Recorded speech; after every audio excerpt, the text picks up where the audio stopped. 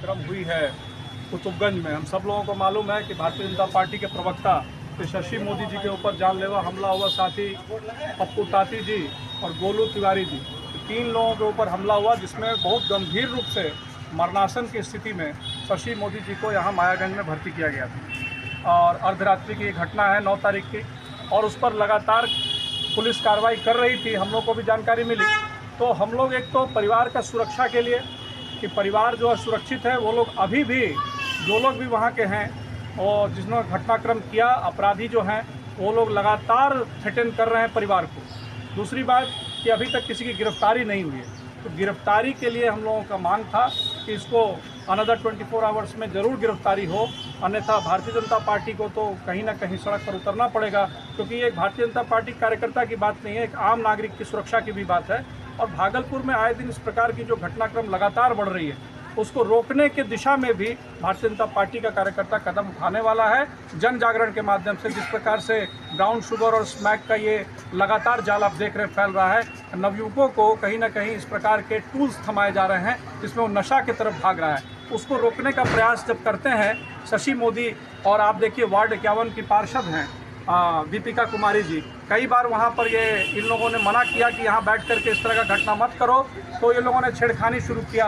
और आप जानते हैं कि किस प्रकार उस दिन बिल्कुल ये सोची चल रहा है, और जल्दी ही हम लोगों को शुभ संदेश मिलेगा कि जो मुख्य इसमें अभियुक्त होगा, 15 लोग नामजद हैं, इसके अलावा सैकड़ों लोगों का नाम दिया गया है।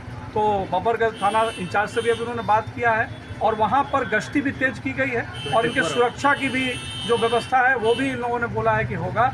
मुझे लगता है कि जल्दी ही ऐसे अपराधियों को सज़ा मिलना चाहिए और जेल के अंदर जल्दी इनको भेजा जाए, यही हम लोगों का मांग है। अर्जित शाश्वत चौबे, पूर्व प्रत्याशी भागलपुर। उसकी पहचान भी कर ली गई है और उनकी गिरफ्तारी के लिए छापेमारी लगातार चल रही है। बमबारी और गोलीबारी की बात आई है, उस संदर्भ में एफएसएल की टीम के द्वारा भी घटनास्थल का मुआयना किया गया है और उसमें कोई बम के अवशेष या किसी प्रकार की इस तरह की बात नहीं सामने आई है। हम लोग को कुछ सीसीटीवी फुटेज भी प्राप्त हुए हैं और पुलिस उसके परिप्रेक्ष्य में भी जांच कर रही है। जो भी इसमें दोषी है यथाशीघ्र उनकी गिरफ्तारी सुनिश्चित की जाएगी। कारण क्या लग रहा है? विवाद हुआ था और उसी के क्रम में ये मारपीट हुई।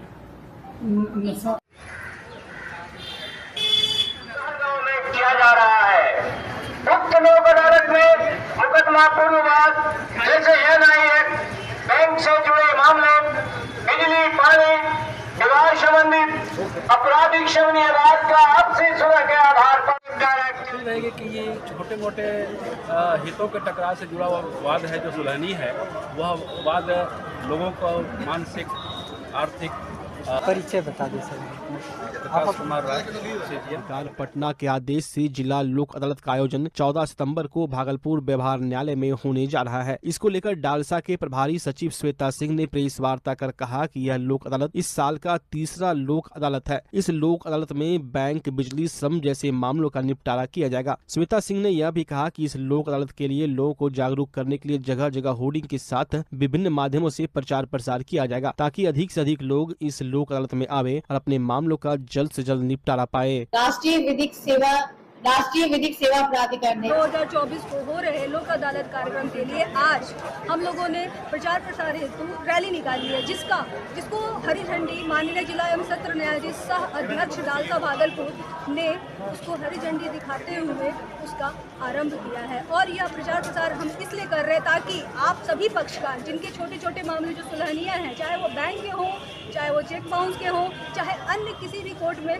लंबित हो, उनका खुशी खुशी राजी खुशी से आप लोग उसका संपादन करके अपने घर जा करके अच्छे से रहें।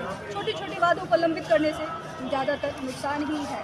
झूठ का कचहरी का चक्कर लगाना पड़ेगा, वकीलों से आपकी फीस देनी पड़ेगी और आप खुद भी परेशान रहेंगे। अपने दैनिक कार्यक्रम में भी आप सही से शामिल नहीं हो पाएंगे। इसलिए पक्षकार बनाए और राजी खुशी से अपना केस समाप्त करके जाए। कितना बेंचेस बनाए हैं मैम इस बार? इसके लिए भागलपुर सदर में 18 बेंच और नौगछिया और कहलगांव मिलाकर 25 बेंच बनाए गए हैं, जिसमें सभी वादों का निपटारा किया जा रहा है। इसके अलावा बैंक SBI और यूको बैंक तथा बैंक ऑफ इंडिया, ग्रामीण बैंक, सभी बैंक के बेंच बनाए गए हैं। नाम मैं कुमारी ज्योत्सना, जिले से सचिव, भागलपुर।